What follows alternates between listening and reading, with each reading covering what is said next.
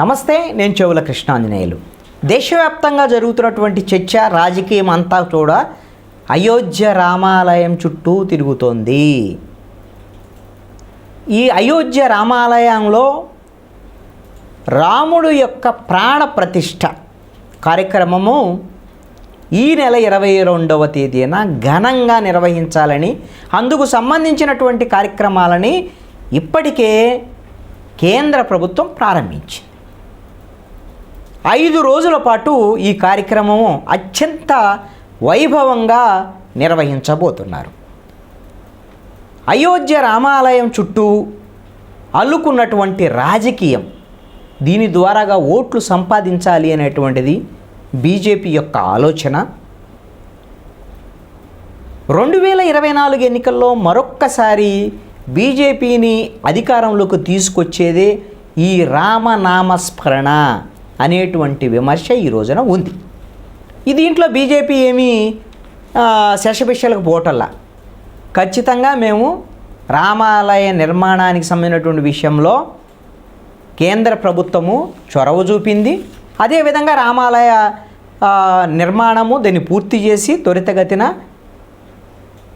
రాముని యొక్క ప్రాణప్రతిష్ఠ కార్యక్రమాన్ని వైభవంగా నిర్వహించి భారతదేశంలో ఉండేటువంటి హిందువులందరూ కూడా, భక్తులందరూ కూడా ఈ రామాలయాన్ని సందర్శించుకునేటువంటి విధంగా ఏర్పాట్లు చేస్తున్నాం. ఇది రాజకీయపరమైనటువంటి అంశం కానే కాదు, ఇది మా బాధ్యతగా చేస్తున్నామని బీజేపీ చెప్తోంది. కానీ మరి ఈ విషయంలో కాంగ్రెస్ పార్టీ ఖచ్చితంగా బీజేపీకి వ్యతిరేకంగా టర్న్ తీసుకున్నది. ఎందుకోసమనంటే ఇది బీజేపీకి ఉపయోగపడేటువంటి కార్యక్రమం. దీన్ని అనుకూలంగా మలుచుకోవటంలో బీజేపీ పూర్తి స్థాయిలో సక్సెస్ అయినటువంటి పరిస్థితి ఉంది. మరి ఇప్పుడు కాంగ్రెస్ పార్టీ ఏం చేయాలి? భారతదేశ వ్యాప్తంగా ఉండేటువంటి హిందువుల మనోభావాలు దెబ్బతినకుండా వ్యూహాత్మకంగా కాంగ్రెస్ పార్టీ వ్యవహరిస్తుంది.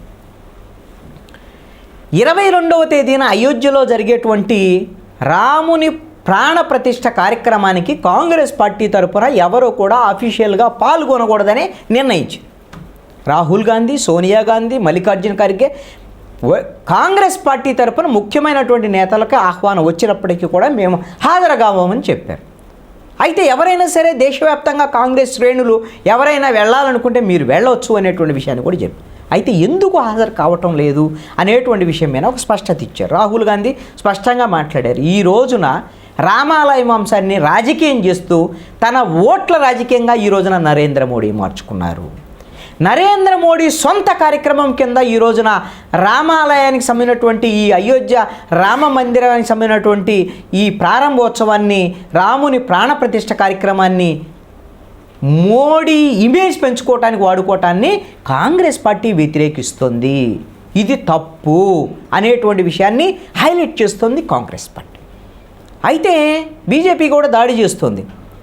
హిందువులకు సంబంధించినటువంటి విషయంలో ప్రజలందరూ, దేశ ప్రజలందరూ కూడా ఈ అయోధ్య రామాలయానికి సంబంధించినటువంటి అంశాన్ని ఒక పండగ వాతావరణంలో చేస్తుంటే కావాలని కాంగ్రెస్ పార్టీ దీన్ని వ్యతిరేకించటం, మేము రామని చెప్పటం, మేము దీనికి కార్యక్రమానికి హాజరుగాము అని చెప్పటం అంటే వీళ్ళు హిందూ వ్యతిరేకులు కాంగ్రెస్ పార్టీ అనేటువంటి విషయాన్ని విస్తృతంగా బీజేపీ ప్రచారం చేస్తుంది. అయితే బీజేపీ తగిలినటువంటి ఎదురు దెబ్బ ఏమిటి అని అంటే కీలకమైనటువంటి మఠాధిపతులు, దేశవ్యాప్తంగా ఉన్నటువంటి ముఖ్యులు ఈ మొత్తము రాముని ప్రాణప్రతిష్ఠ కార్యక్రమము నిర్వహించేది ఎవరు?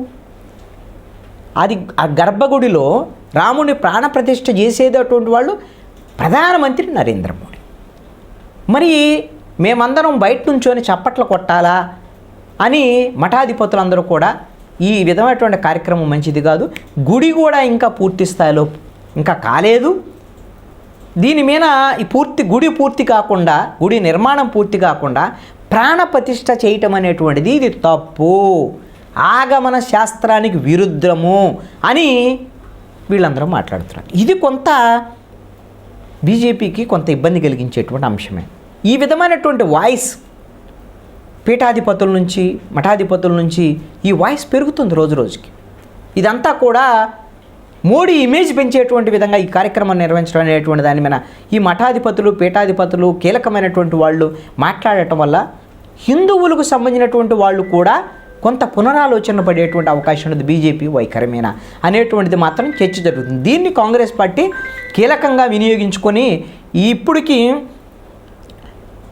రాముని విగ్రహం ప్రాణప్రతిష్ఠ కార్యక్రమం ఫస్ట్ ఫ్లోర్లో జరిగేదానికి అవకాశం ఉంటుంది, కింద గ్రౌండ్ కాకుండా. ఆ తర్వాత ఇంకొక ఫ్లోరు వచ్చేదానికి అవకాశం ఉంటుంది. ఆ తర్వాత ఇంకా గుడి పూర్తి కావాలి అంటే రాముని ప్రాణప్రతిష్ఠ తర్వాత పైన ఇంకా పనులు జరిగేటప్పుడు చాలామంది రాముని ప్రాణప్రతిష్ఠ జరిగిన పైన వాళ్ళు పనులు చేసేదానికి అవకాశం ఉంటుంది. ఇది సనాతన ధర్మానికి విరుద్ధము.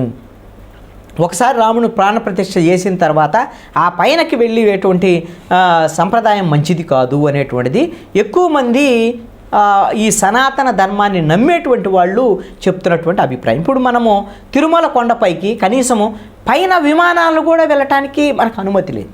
మరి అలాంటప్పుడు రాముని ప్రాణ ప్రతిష్ఠ తర్వాత ఇంకా గుడికి సంబంధించినటువంటి పనులు పై భాగంలో జరిగితే ఆ సమయంలో కొంతమంది దాని గుడి పైన నుంచునేటువంటి పరిస్థితి ఉంటే ఇది రాముని యొక్క ప్రాణప్రతిష్ఠ తర్వాత ఈ విధమైనటువంటి పరిస్థితులు రావటం అనేటువంటిది ఇది మంచిది కాదు, ఇది మంచి సంప్రదాయం కాదు అనేటువంటి దానికి మరి బీజేపీ ఏం సమాధానం చెప్తుంది అనేటువంటిది చూడాలి. ఎందుకు ఇంత హడావుడిగా ఈ ప్రాణప్రతిష్ఠ కార్యక్రమాన్ని తీసుకున్నారు అని అంటే మనకు అందరికీ తెలిసినటువంటి అంశమే. వాస్తవంగా గుడి నిర్మాణం ఇవన్నీ అటు పూర్తిగా ఇంకొక 5-6 నెలలు అయ్యేదానికి అవకాశం ఉంటుంది. అప్పుడు కాలే ఎన్నికలు కూడా అయిపోతాయి. కాబట్టి ఈ ఎన్నికల్లో కీలకమైనటువంటిది ఏమిటి అని అంటే గుడి రామాలయానికి సంబంధించినటువంటి గుడి పూర్తి చేయటం, అదేవిధంగా రాముని ప్రాణప్రతిష్ఠ చేయడం. దీని ద్వారాగా ఓట్లు పొందాలనేటువంటిది ఇది బహిరంగమైనటువంటి రహస్యం.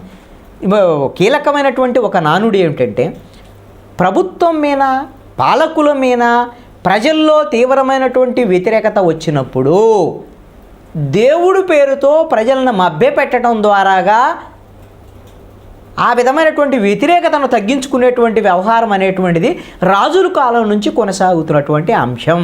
ఇప్పుడు అదే విధానాన్ని బీజేపీ ప్రభుత్వం కూడా చేస్తుంది. కాబట్టి అయోధ్య రామాలయం చుట్టూ జరిగేటువంటి ఈ రాజకీయ విమర్శలు, ప్రతి విమర్శలు, బీజేపీ వర్సెస్ కాంగ్రెస్, దీన్ని ప్రజలు ఏ విధంగా తీసుకుంటారు, ఎవరికి ఈ అయోధ్య రామాలయం ఓట్లు తెచ్చిపెట్టబోతుంది ఏమిటి అనేటువంటి అంశం మాత్రం 2024 ఎన్నికల ఫలితాల తర్వాత మాత్రమే మనం చూసుకోవాలి. నరేంద్ర మోడీ మాత్రం ఒక్కటే చెప్తున్నారు, మేము ఈ ప్రభుత్వము మేము అన్ని రకాలకు కూడా ప్రజలకు అనుగుణంగా పరిపాలన చేశాం, కాబట్టి మూడోసారి కూడా బీజేపీ రాబోతుంది, ఎన్డీఏ రాబోతుంది, మళ్ళీ ప్రధానమంత్రి నేనే అని నరేంద్ర మోడీ ప్రకటించుకోవటం కూడా జరిగింది. కాబట్టి రామాలయం మళ్ళీ కూడా బీజేపీని అధికారంలోకి తెచ్చి నరేంద్ర మోడీని మూడోసారి ప్రధానమంత్రిని చేస్తుందా లేదా అనేటువంటి అంశం ఎన్నికల తర్వాత మనము తెలుసుకునేటువంటి అవకాశం ఉంది.